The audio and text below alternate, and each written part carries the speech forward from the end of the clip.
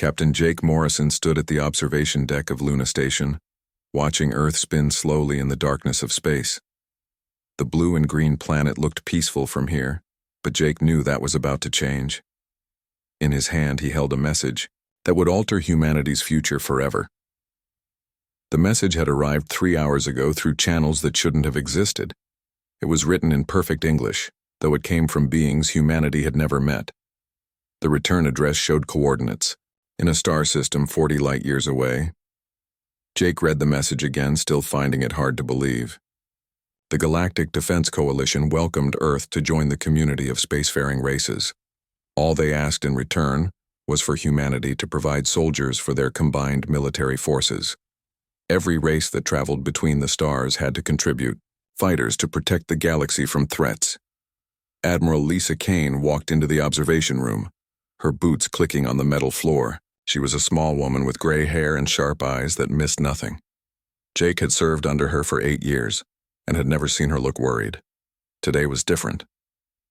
"Have you decided which soldiers to send?" she asked, joining him at the window.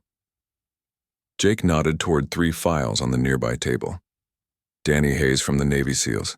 He's completed more missions than anyone in his unit and never lost a team member. Carlos Rodriguez from the Army Rangers, are best at adapting to new situations.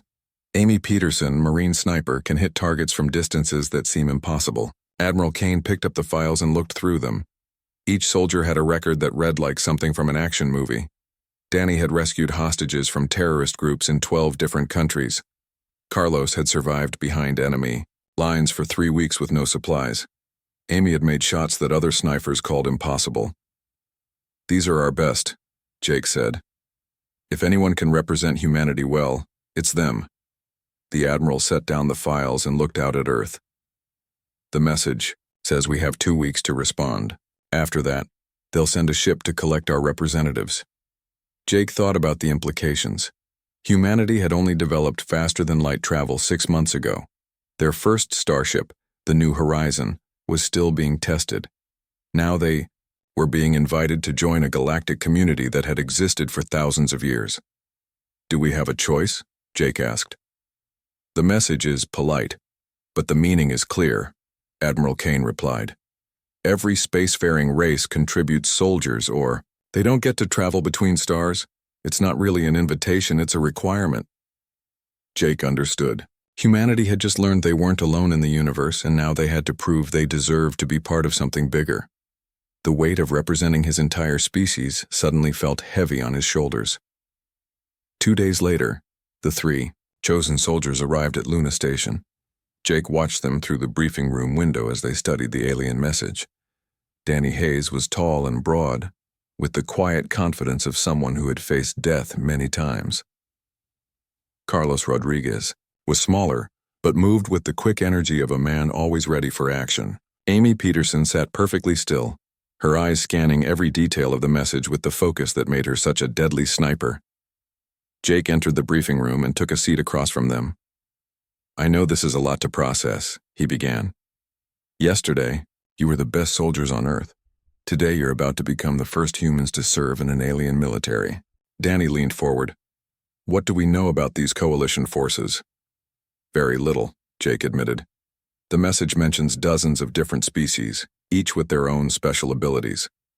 Some are stronger than humans, some are faster, some have natural weapons or armor." Carlos frowned. "What do we bring to the table? Why do they want us?" Jake had been wondering the same thing. "I think they want to see what humans can do. Every species has to contribute, so they're giving us a chance to prove ourselves." Amy spoke for the first time. "When do we leave?" 3 days. The New Horizon is almost ready for its first long-distance flight. You'll be the first humans to travel to another star system. The next 3 days passed quickly. Jake worked with the engineering teams to prepare the New Horizon for its journey.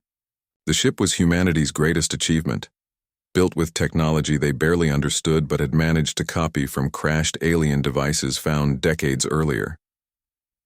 On the morning of departure, Jake stood in the ship's command center with the 3 soldiers. Through the main window, he could see Luna Station shrinking as they moved away from Earth's moon. Soon they would activate the faster-than-light drive and jump across 40 light-years in a matter of hours. "Contact coming in," reported the communications officer. "It's from Admiral Kane." Admiral Kane's face appeared on the main screen. "Good luck out there. Remember, you're not just representing yourselves or even the military. You're representing all of humanity. Show them what we're made of." Jake felt the familiar weight of responsibility. In a few hours, they would arrive at Centauri Prime, the military headquarters of the Galactic Defense Coalition. They would meet beings from worlds they had never imagined and try to find humanity's place among the stars. The jump to faster-than-light speed felt like falling and flying at the same time. Space outside the windows changed from black-dotted, with distant stars, to a swirling tunnel of light and color. They were no longer bound by the speed limit that had kept humanity trapped in one solar system. When they emerged from the jump, Jake stared in amazement at what awaited them. Centauri Prime was a massive space station, larger than any city on Earth. Ships of every imaginable design docked at its many ports. Some looked like metal insects, others like living creatures, and some were shapes that hurt to look at. "This is New Horizon requesting permission to dock," Jake broadcast on the frequency given in the original message. "Permission granted, humans," came the reply in a voice that sounded like grinding stones. "Proceed to Docking Bay 77 Alpha. Welcome to the Coalition." As their ship moved toward the station, Jake watched dozens of alien vessels flying, in perfect formation around them. Each one was different, representing the military might of species that had traveled between stars for centuries. Soon, Danny, Carlos, and Amy would step off their ship and into a galaxy full of warriors who had never heard of Earth. They would have to prove that humanity deserved to stand alongside beings with natural advantages humans could barely imagine. Jake just hoped they were ready for what was waiting for them.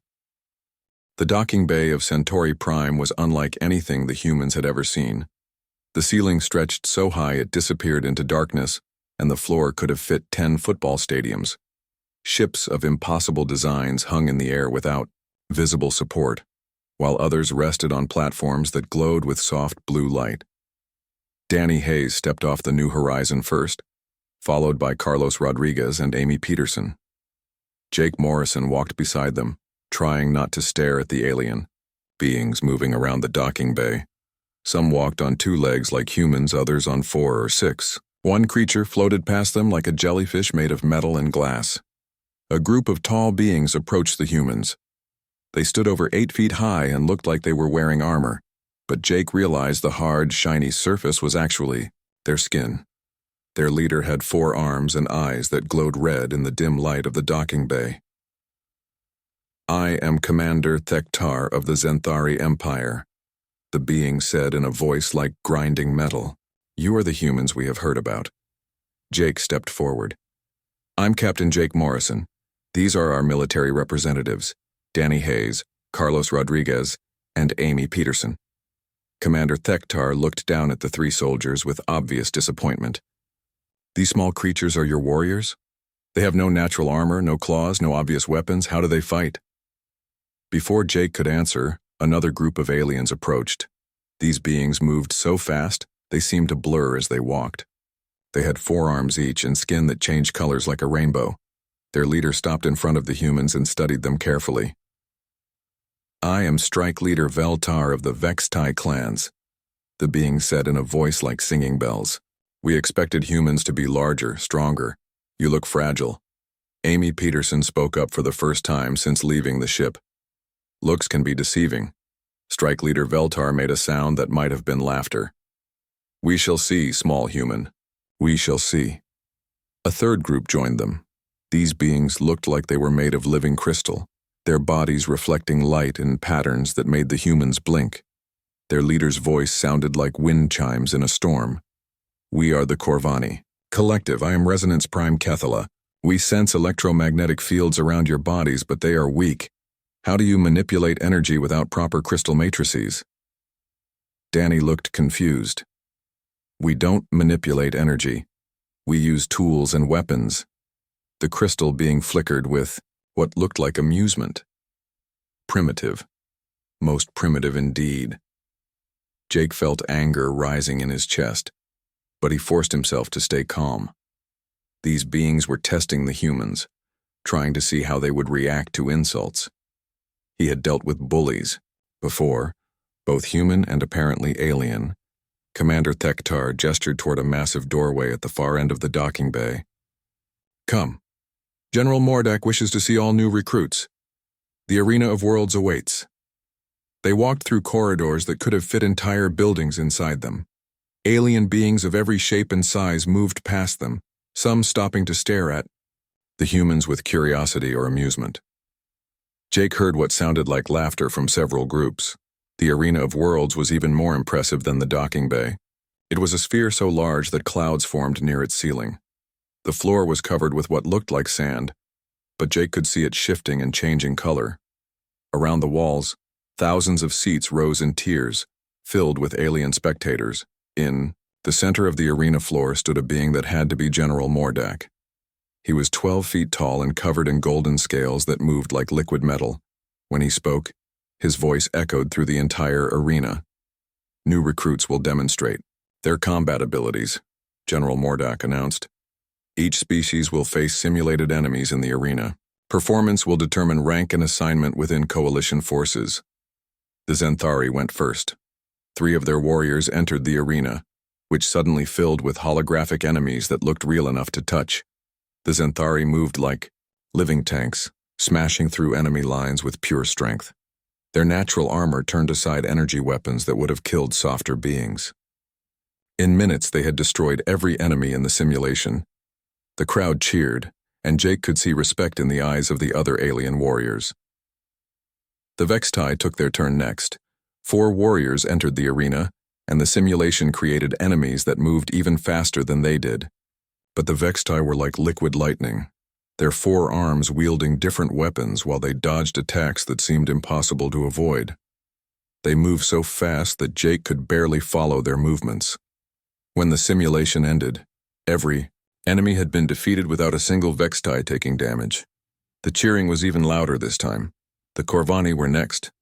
Only 2 of the crystal beings entered the arena, but they didn't carry any visible weapons. Instead, they manipulated electromagnetic fields around them, creating shields of pure energy and weapons of concentrated electricity. They destroyed their enemies without ever being touched, turning the simulation's own energy against itself. Jake watched with growing worry as species after species demonstrated abilities that seemed magical compared to human capabilities. Some could fly, others could turn invisible, and one group seemed to predict their enemies' movements before they happened. Finally, it was humanity's turn.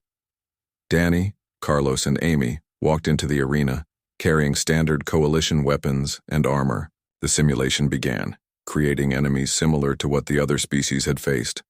The 3 humans worked together, using tactics and teamwork to overcome their opponents.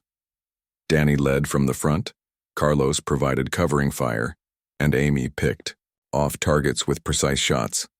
They completed the simulation successfully, but their time was slower than any other species.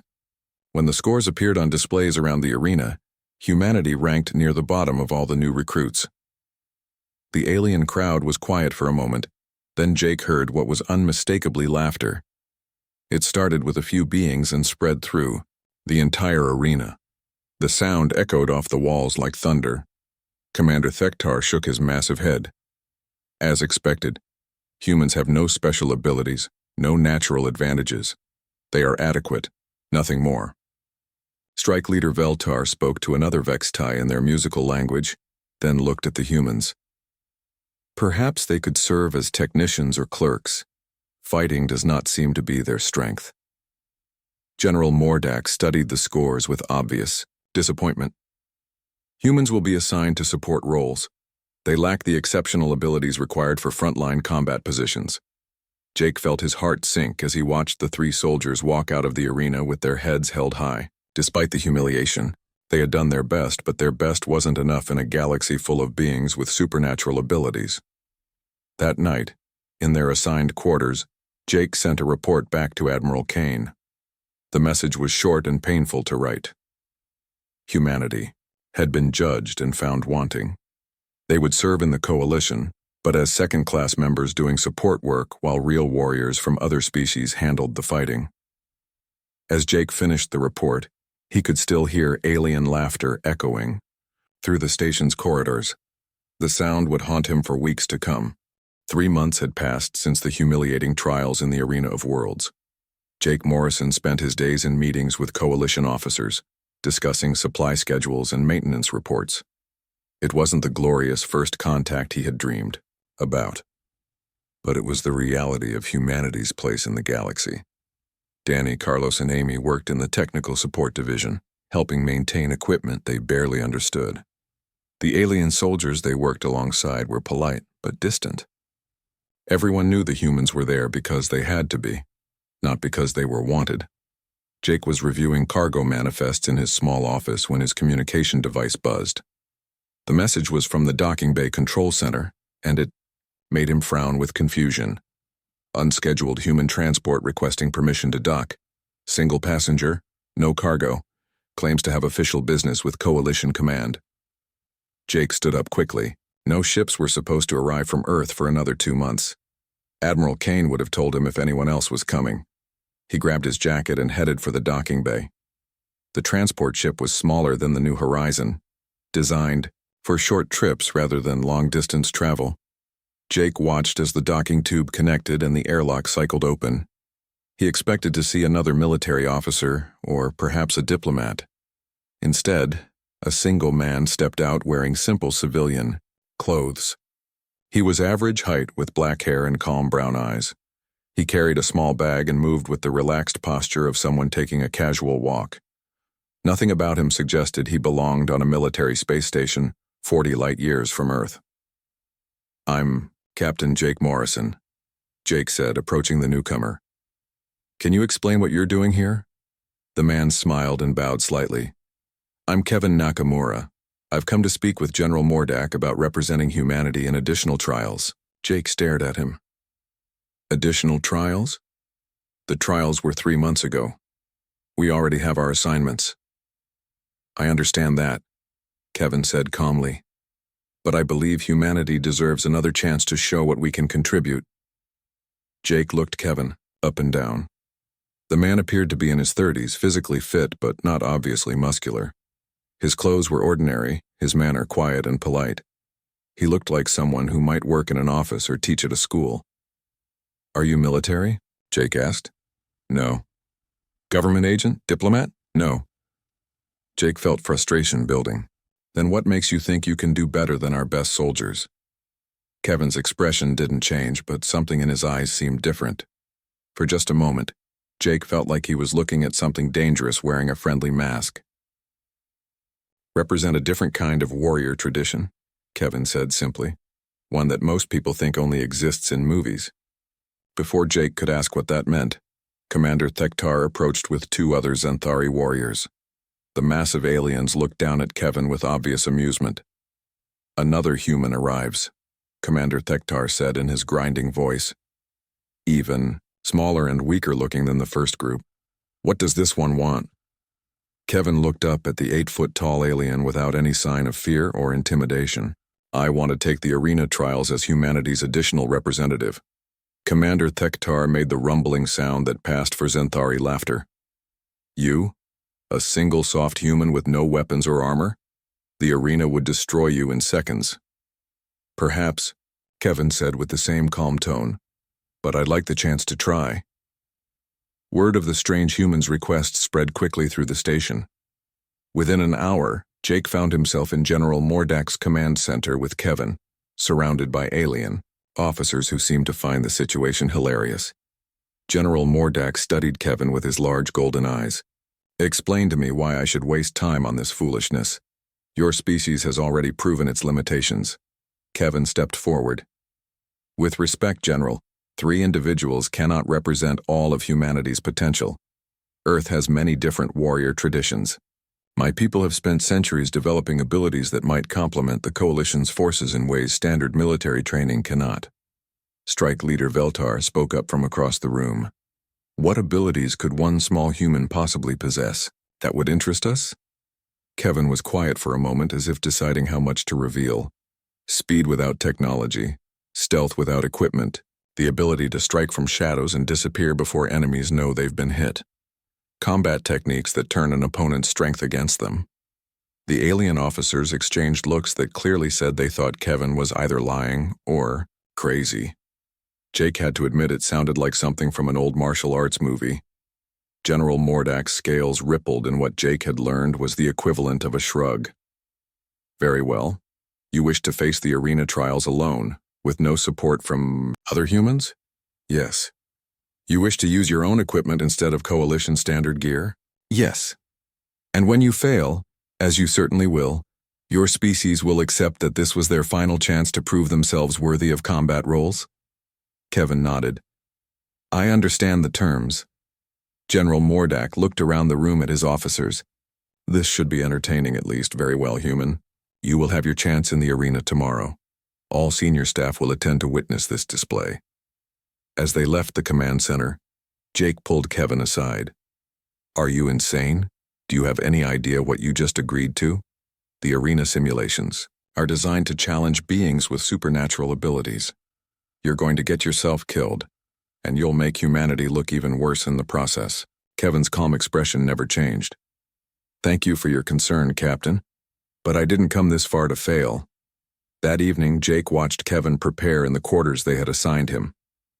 The man opened his small bag and pulled out items that looked like they belonged in a museum. There were metal stars with sharp points, small black balls that might have been bombs, a curved sword with a simple cloth wrapping around the handle, and various other tools that Jake couldn't identify. These are your weapons? Jake asked. Against aliens with energy shields and plasma cannons? Kevin picked up one of the metal stars and examined its edge. These are tools that have been perfected over centuries of warfare. They may look simple, but simplicity can be more effective than complexity. Jake wanted to argue, but something about Kevin's confidence was unsettling. The man acted like he knew something everyone else didn't, like he was holding a secret that would surprise them all. News of the unusual trial had spread throughout the station. Jake heard that betting pools were forming among the alien soldiers, with odds heavily favoring Kevin's failure within the first 5 minutes. Some were betting he wouldn't last 30 seconds. As Jake prepared for sleep, he wondered what Admiral Kane would say when she learned that an unknown civilian had appointed himself humanity's champion. He hoped Kevin had some kind of plan, because tomorrow the entire coalition would be watching humanity fail once again. The only difference this time was that the failure would be complete and final. The arena of worlds had never been so crowded. Word of the strange humans trial had spread through every level of Centauri Prime, and aliens from dozens of species had come to watch what they expected would be the shortest and most embarrassing combat demonstration in Coalition history. Jake Morrison sat in the front row of the observation deck, his stomach tight with worry. Below in the arena, Kevin Nakamura stood alone in the center of the vast space. He looked impossibly small, surrounded by the shifting sand and holographic projectors that would create his enemies. Kevin wore simple black clothing and had his ancient weapons arranged on a belt around his waist. The curved sword hung at his side. The metal throwing stars were tucked into pouches, and the small black spheres Jake had seen the night before were clipped to his chest. Against the high-tech arena, he looked like someone from Earth's distant past. General Mordak's voice echoed through the arena. The trial will begin with a standard Xanthari Raider Squad simulation. 6 fully armed opponents with energy weapons and armor. Human Kevin Nakamura, are you ready? Kevin nodded once and took a position in the center of the arena.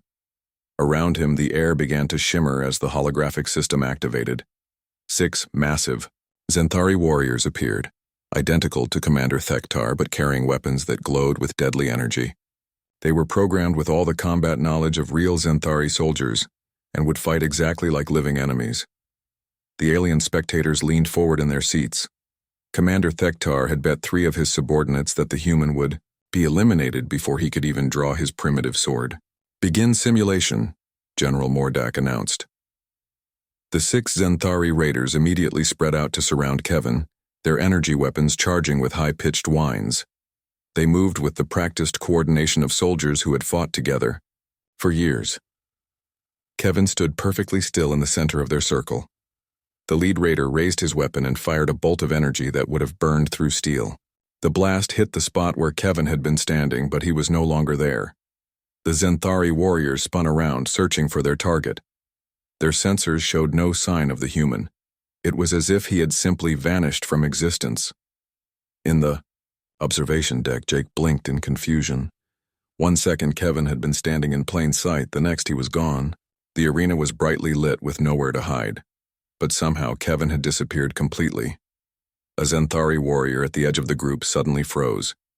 His weapon clattered to the ground as he toppled forward, unconscious but clearly alive. The other raiders spun toward the sound but saw nothing. Strike leader Veltar leaned forward in his seat. Where did the human go? This makes no sense. A second Zenthari warrior collapsed, then a third. Each one fell silently, their weapons unfired. The remaining raiders fired their energy weapons wildly in all directions, but their shots hit only empty air and arena walls. Kevin appeared for just an instant behind the fourth warrior, moving faster than Jake's eyes could follow. There was a brief flash of metal, a precise strike to the base of the alien's neck, and the warrior crumpled to the ground. Before the others could react, Kevin had vanished again. The crowd of alien spectators had gone completely silent. What they were, watching should have been impossible.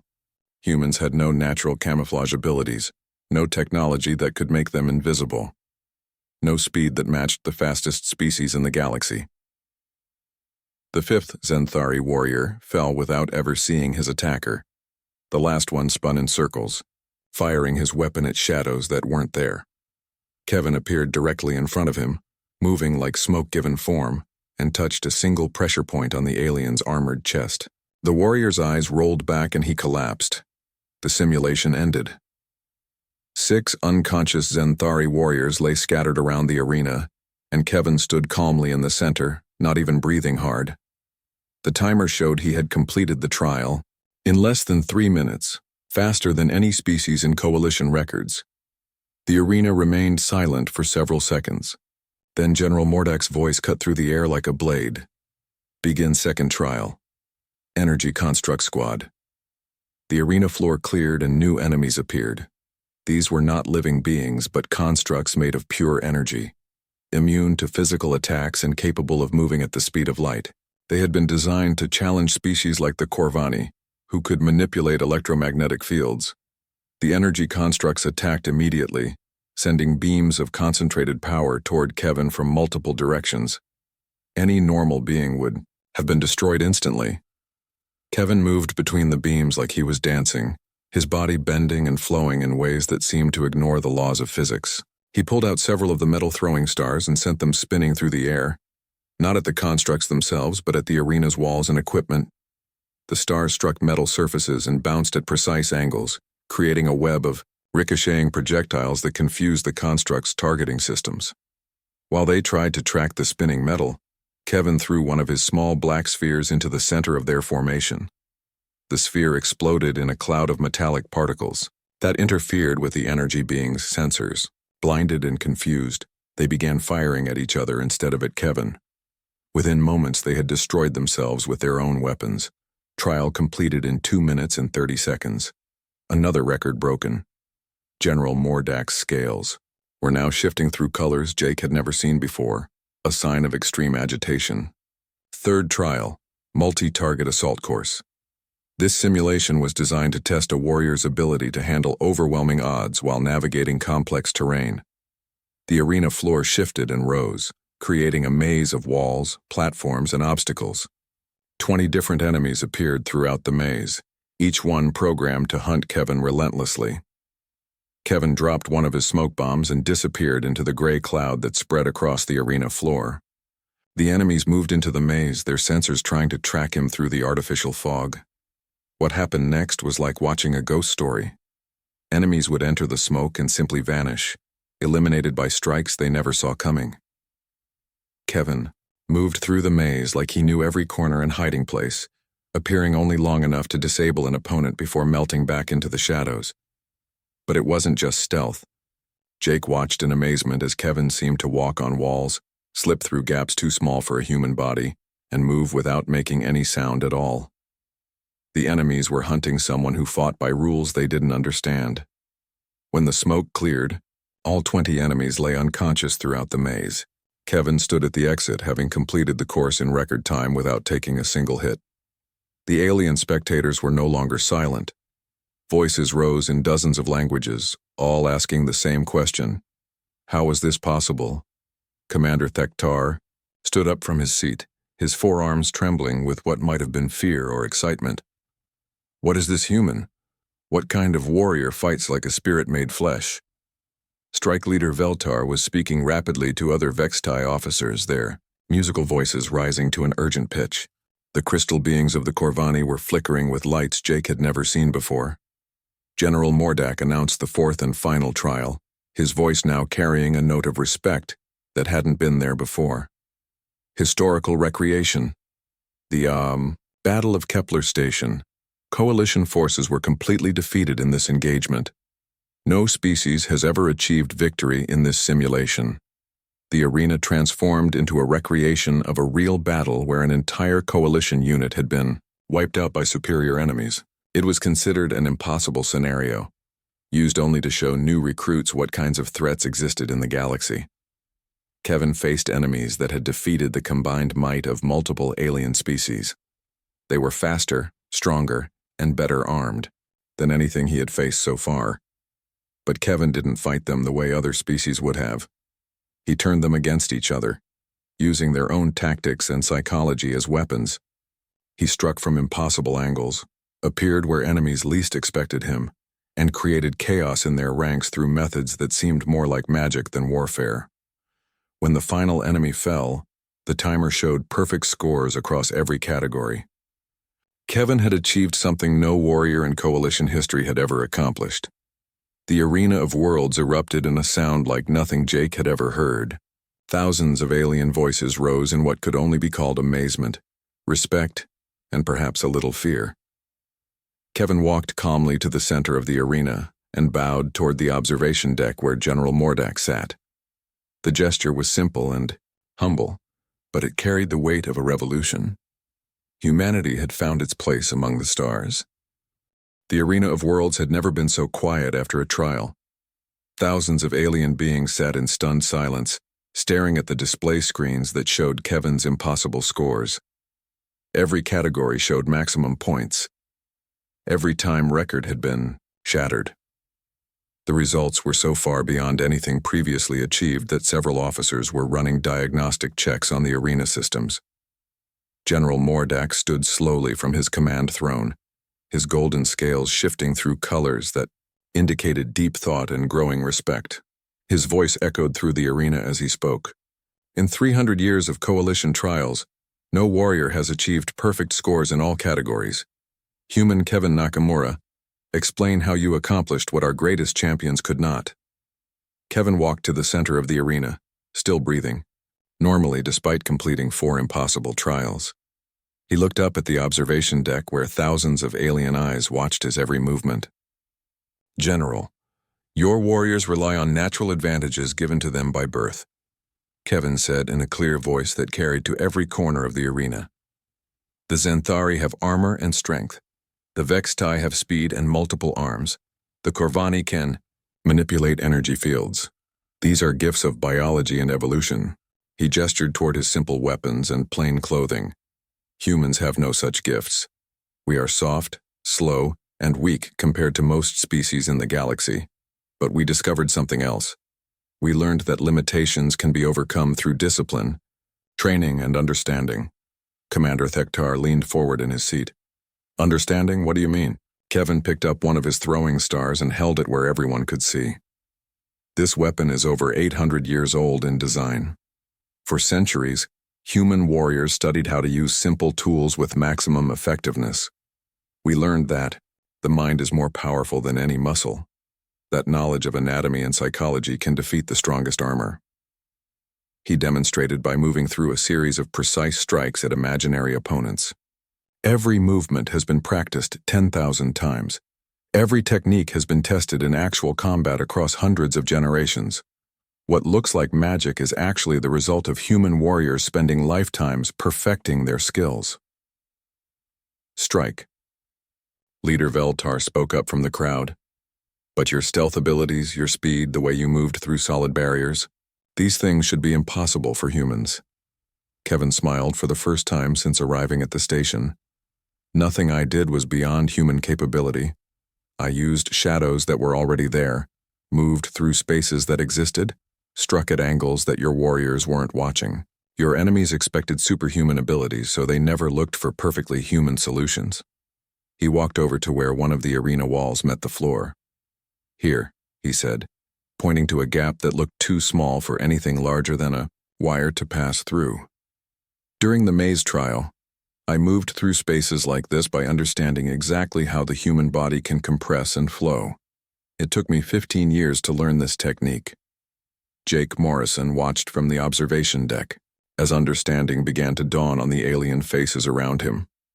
They were realizing that Kevin hadn't used any special powers or advanced technology. Everything he had accomplished was the result of human dedication and ancient wisdom. General Mordak descended from his command throne and walked into the arena to face Kevin directly. The 12-foot-tall leader of the coalition looked down at the human who had just redefined what was possible. You speak of centuries of development. Are there more humans with these abilities? Many more, Kevin said. Earth has warriors trained in dozens of different traditions. Samurai who can cut through steel with perfect technique. Martial artists who can fight multiple opponents without being touched. Soldiers who combine ancient wisdom with modern technology. I'm not unique, General. I am simply the first to show you what humans can become when we refuse to accept our limitations. Commander Thektar stood up from his seat, his forearms spread wide in a gesture of respect that Jake had never seen a Xanthari make to any other species. I must ask forgiveness for my words 3 months ago. I called humans weak and useless. I was wrong. Other alien officers began standing as well. Strike Leader Veltar bowed in the manner of his people. Resonance Prime. Cathala's crystal body flashed with patterns that indicated admiration. Throughout the arena, beings who had laughed at humanity were now showing signs of respect and even awe. General Mordak studied Kevin carefully. The Coalition has need for warriors with your unique skills. I offer you command of a new special operations unit.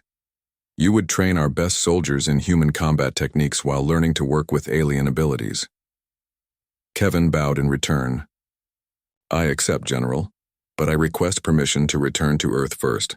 There are others who should join this unit. Masters of different traditions who can teach your soldiers techniques that complement what I have shown today. Granted, General Mordak said immediately. Take whatever time you need. The Coalition will wait. As the crowd began to disperse, Jake found himself surrounded by alien officers who wanted to speak with him about human capabilities. Commander Thektar approached with what Jake was learning to recognize as embarrassment. Captain Morrison, I owe you and your species an apology. We judged humans by our own standards and found them lacking. We failed to understand that different does not mean inferior. Jake smiled, feeling a weight lift from his shoulders that had been there for 3 months. Apology accepted, Commander. I think this is the beginning of a new understanding between our peoples. Over the following days, Jake watched as the entire atmosphere on Centauri Prime changed toward humans. Danny, Carlos, and Amy were transferred from support roles to training positions, where they began teaching alien soldiers about teamwork, tactics, and the mental discipline that made human warriors effective. Kevin spent his time meeting with Coalition strategists explaining how human techniques could fill gaps in their military capabilities.